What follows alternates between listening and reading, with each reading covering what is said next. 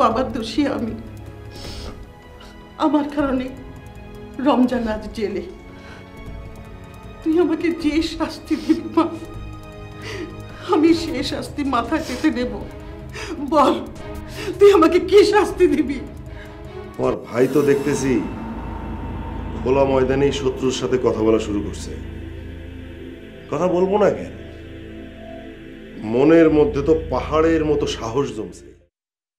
এই তুই বিকনরে চিনোস না? ঠিকঠাক মতো বল যে কার সাথে কথা বলতেছিলি। আমার তো মনে হয় যে রাজিন আবার নতুন করে গেম শুরু করছে।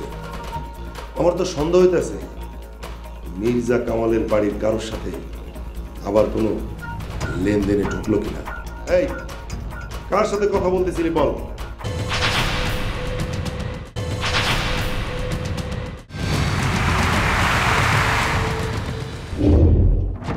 আশ্চর্য, রাজিন তুমি আবার ওই বাড়ির লোকজনের সাথে কথা শুরু করেছো?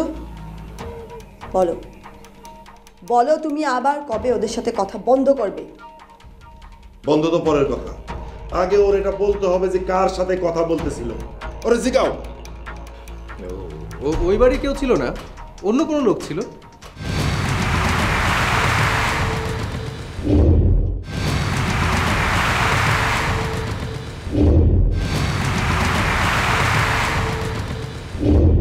মিথ্যা কথা বলিস না রাজি, আমি 100% শিওর তুই ওই বাড়ির কারোর সাথে কথা বলতেছিলি। আমি তোর কথার স্টাইলে বুঝি না, না জানি রাজিন আবার কি প্ল্যান করতেছে। রাজিন, তুমি নতুন প্ল্যান করছো, এটা খুবই ভালো কথা। আর সেটা যদি আমাদের জন্য ভালো হয় তাহলে আমাদেরকে জানাতে তোমার অসুবিধে কোথায় বলো? না, আমি আর এই বাড়িতে থাকবো না। সব কিছুতে জবাব দিয়ে চাই। আমি আর তোমাদের জবাব দিয়ে করতে পারবো না। তোমাদের যা ইচ্ছা তাই করো, আমি চললাম। দেখলো তো নুপুর, তেজ দেখায় চলে গেল। ভাইজান, হয়তো বিকনের ব্যাপারে সে অন্য কারোর সাথেই কথা বলছিল।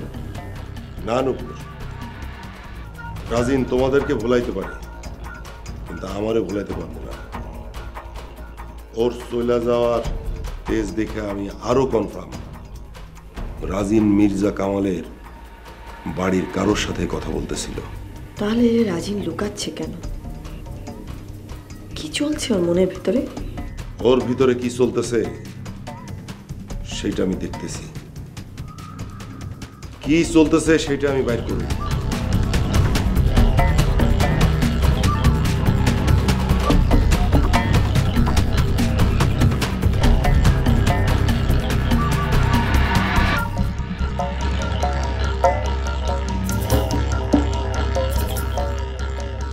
আরে মিস্টার বিকুল সাহেব জি, আসুন আসুন, বসুন। আপনি হঠাৎ বাসায় সার্চ ওয়ারেন্ট নিয়ে গিয়েছিলেন? দেখুন, আমাদের কাছে একটা ইনফরমেশন ছিল আপনাদের বাসায় একটু অবৈধ অস্ত্র আছে। কে খবরটা দিয়েছিল? তা তো জানি না, একজন ভদ্রমহিলা থানায় ফোন করেছিল। তারপর তো আপনাদের বাসায় গিয়ে অস্ত্রসহ একজনকে অ্যারেস্ট করে থানায় নিয়ে আসলাম। আসলে দারোগা সাহেব, আপনি যাকে অ্যারেস্ট করেছেন তিনি একজন স্কুলের নিরীহ শিক্ষক। এসব ব্যাপারে উনি কিছুই জানেন না। এটা আসলে পারিবারিক সমস্যা। কেউ ইচ্ছে করে ওনাকে ফাঁসানোর জন্য পিস্তলটা ওনার হাতে ধরিয়ে দিয়েছে। ও তাই? কিন্তু উনি তো এটা ক্যারি করছিলেন। উনি আসলে ব্যাপারটা বোঝেননি দারোগা সাহেব। এখন একটু দেখুন না কী করা যায়। দেখুন, এখানে আমাদের করার কিছুই নেই। অস্ত্র সহ অ্যারেস্ট করেছি, অবৈধ অস্ত্র। ব্যাপারটা আসলে খুবই জটিল।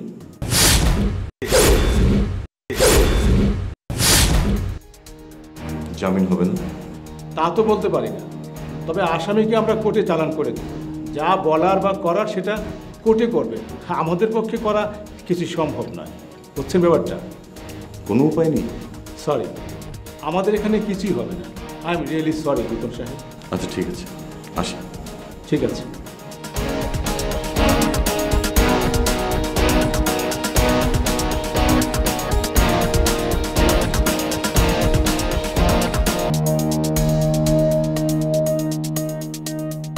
উনি আমাদেরকে বলেছে চলে যেতে, আমরা চলে যেতাম। উনি বাবাকে কেন ফাঁসালো?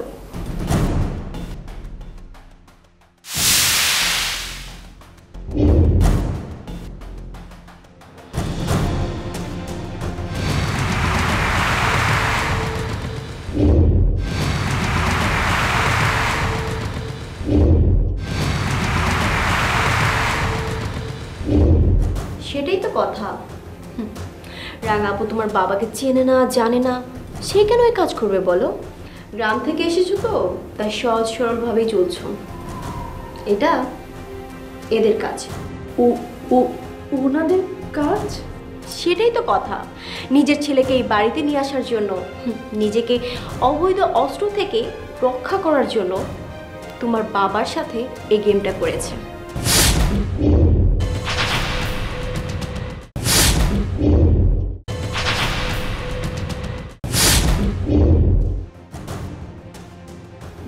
না না ফুপু, এমন হতে পারে না।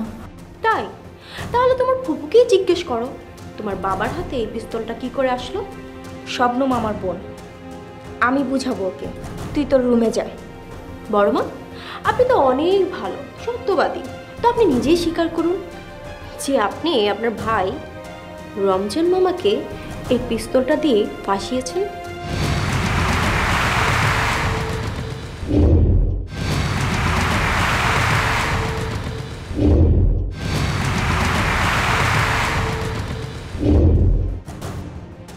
কি কথা কেন বলছেন না, বলেন।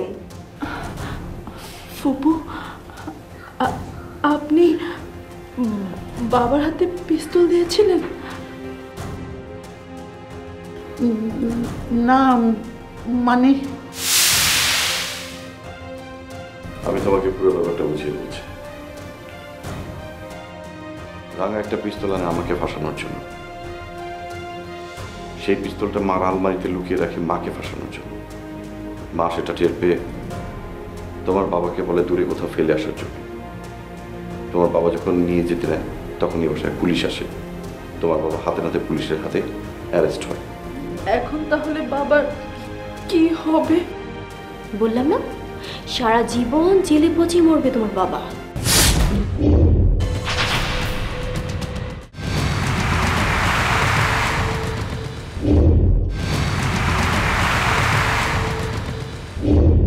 কেন জেলে পৌঁছে বলবে? অস্ত্রটা তো মামার না। ওই অস্ত্রের মালিক রমজান না। বেশি ঝামেলা হলে পুলিশকে বলবো ওই অস্ত্র আমি ওকে দিয়েছি। উফ, তাহলে তো দারুণ হলো। দারুণ তো হবেই, এটাই তো তোদের প্ল্যান ছিল, আমার মাকে জেলে পাঠাবি, তাই না? কোনো সমস্যা নেই, কারো একজনের জেল হলেই হলো, এতেই চলবে। বড় ভাই, এখন দেখো তুমি তোমার মামাকে ছাড়িয়ে আনতে পারো কিনা, ঠিক আছে? বেগম, থানায় কি হলো? মা, ছাড়া পাওয়াটা কষ্ট হবে।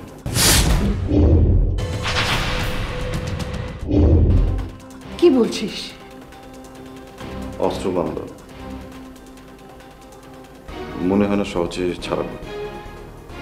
কেসটা কোর্ট পর্যন্ত যাবে। তাহলে কি বাবা সারা জীবনের জন্য জেল হবে ফুপু? আমি কি করব? তুই কি করবি মানে? আমরা আছি না? আর তুমি ভয় পাচ্ছ কেন? পুলিশ বলেছে, দরকার হলে উকিলের কাছে যাব। নিশ্চয়ই কোনো না কোনো রাস্তা আছে। যদি কোনো রাস্তা না থাকে তখন কি হবে? আমার তো ভীষণ ভয় করছে। আমার বোকামির জন্য রমজান জেলে গিয়েছে, তার সন্তানের দেখার দায়িত্বভার আমার। তুই কিচ্ছু ভাবিস না। শিরোপা, যা ওকে নিয়ে ঘরে যা। চল।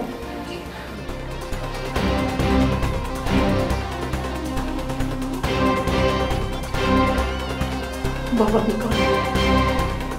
মা, ব্যাপারটা তুমি যত সহজ ভাবছো অত সহজ না। রমজান মামা অনেক বড় একটা ঝামেলায় ফেসে গেছে। আমি জানি না, আমি কিছু বুঝি না। যে করে হোক, যেভাবে হোক, তুই রমজানকে ছাড়িয়ে আন। নাহলে নিজের কাছে খুব অপরাধী মনে হবে। সারা জীবন নিজেকে ক্ষমা করতে পারবো না। ঠিক আছে, আমি দেখছি।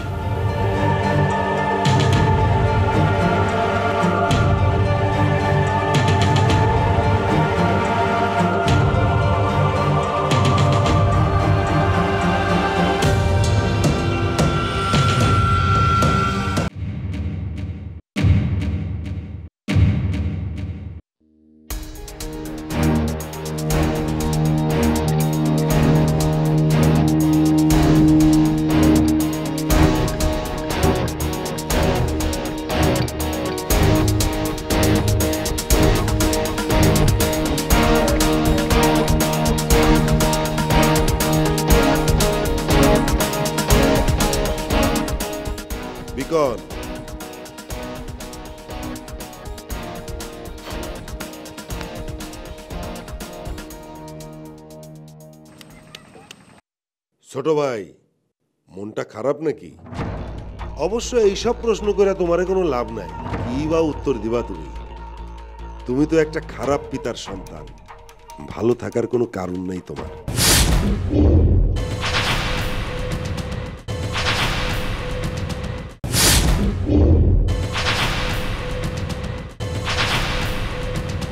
আমার বাবা ভালো না খারাপ সেটা নিয়ে আপনার কি সমস্যা? দেখো বিকন, যতই শত্রুতা থাক না আমাগো মধ্যে, কিন্তু তোমরা তো আমাগো ভাই, তোমাগো জন্য চিন্তা কিন্তু আসেই। আপনি আমাদের নিয়ে বেশি চিন্তা করলে আমি তখন আরো বেশি সমস্যায় পড়ে যাই। কেন? না জানি নতুন কি বিপদ আসছে। হাসিন ভাই হঠাৎ এত ভালো করে কথা বলতে শুরু করলো। জানো বিকন, সবার সাথে দুইটা ভালো করে কথা বলতে গেলে সবাই আমার ভুল বুঝে, আর এইটাই আমার কষ্ট, সবচাইতে বড় কষ্ট। আসলে আপনার ভালো কথা অন্যের জন্য ভালো কিছু বয়ে আনে না, তাই আর কি সবাই ভুল বুঝে। তুমি তো তাও দুইটা কথা আমার সাথে ভালো করে বলো, কিন্তু রাজিন তো চিরশত্রু মনে করে আমারে। আহারে বিকন, এই কষ্টে কলিজাটা আমার ফাইটা যায় ভাই। আপন ভাই মনে কইরা তোমারে আমি দুইটা কথা বলতে আসছিলাম। সেটা তো বুঝতেই পারছি। কিছু বলতে এসেছেন? বলেন। আজকে রাজিন ফোনে কার সাথে যেন কথা বলতেছিল, মনে হইল তোমার পরিচিত কেউ হবে। কি হয়েছে? ফোনে কইতেছিল আমি বিকন নামে কাউরে চিনি না, বিকন নামে আমার কোনো ভাই নাই, এইসব আর কি।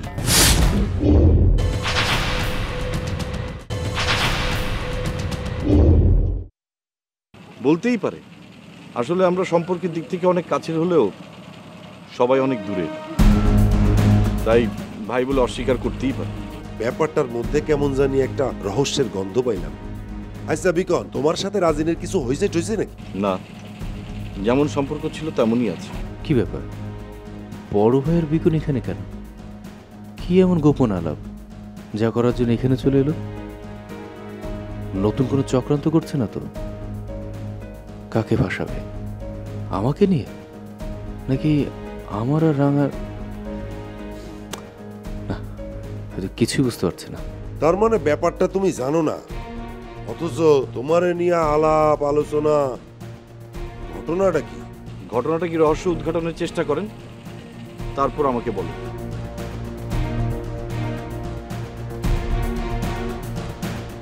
খাড়ার পরে মিশা কথাটা কয়ে দিল রাজি। কয় যে বিকন নামে কাউরে চিনি না, বিকন নামে কাউরে চিনি না। তুই বিকনরে চিনোস না? না,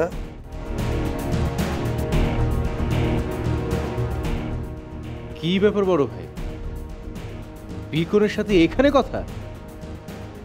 কি এমন গোপন কথা আলোচনা করছিল? ও, তুই আমারে ফলো করে এখানে চলে আসছস? এই রাজিন, তুই আমারে এত চোখে চোখে রাখোস কেন রে? উল্টো কথা বললে বড় ভাই, তুমি তো আমাকে সারাক্ষণ চোখে চোখে রাখো। আমি তোর পিছে পিছে যাই না, তুই আমার পিছে পিছে আসিস। আর আমি বিকনের সাথে কি কথা বলি না বলি সেইটা তুই আড়ি পাইতে শুনছস? এসব কথা বাদ দাও তো, বিকনের সাথে কি কথা বলছিলে সেটা বলো।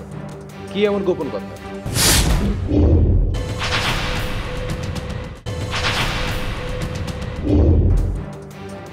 আমারে কি তোর বোকা মনে হয় নাকি?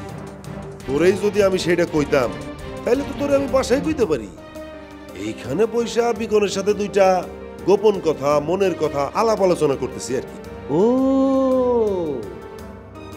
বিকনের সাথে তাহলে তোর গোপন কথা হয়? ভালো, খুব ভালো। খুব ভালো। হয় হয় হয়। তুই কি ভাবছস তোর একারই লোক আছে? ওরে আমারও তো 2-4টা লোক আছে নাকি? তা বিকনের সাথে আমার কি গোপন কথা হইতেছে না হইতেছে সেটা তুই পারলে বাইর কর। ভালো করে চিন্তা কর, চিন্তা করে তুই বাইর কর।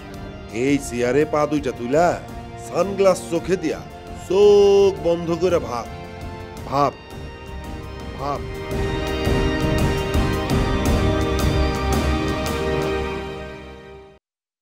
বিকনের সাথে বড় ভাইয়ের কি নিয়ে কথা হলো?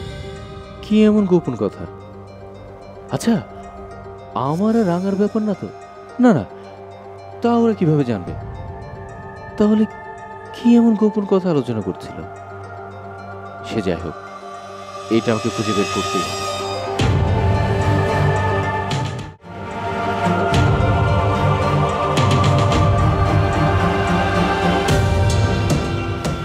এসব কি শুনছি রাজিন? আমার নামে তো সারাক্ষণ এই বাড়িতে কমপ্লেন, তা নতুন করে আবার কি শুনলে শুনি? সেটাই তো কথা, তোর নামে এত কথা কেন? তোকে না কতবার বারণ করেছি ওই বাড়ির সাথে কোনো যোগাযোগ রাখবি না, তারপরে কেন ওই বাড়ির সাথে যোগাযোগ রাখিস? বড় ভাই, মাকে এই কথা না বললে তোর পেটের ভাত হজম হতো না?